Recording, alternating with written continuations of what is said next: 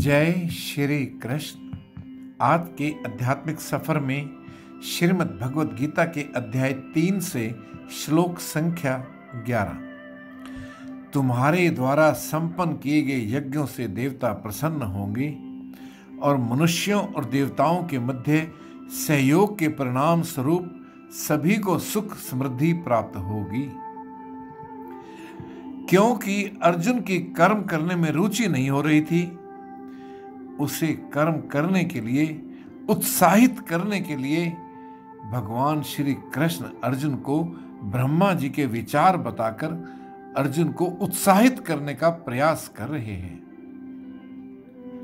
वो बताते हैं कि जब ब्रह्मा जी ने सृष्टि की रचना की थी तो उन्होंने परोपकार के बारे में अपने विचार रखते हुए कहा था कि अगर आप प्रकृति का ख्याल रखोगे तो प्रकृति आपका भी ख्याल रखेगी। ब्रह्मा जी ने कहा था कि अपने कर्म के द्वारा तुम देवताओं को उन्नत करो और वे देवता लोग अपने कर्तव्य के द्वारा तुम लोगों को उन्नत करें।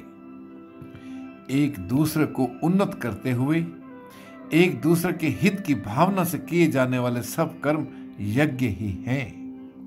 और विशेष बात यह भी है कि सिर्फ मनुष्यों को ही कर्म करने की स्वतंत्रता मिली है, अतः हमें इस स्वतंत्रता का सदुपयोग करना चाहिए।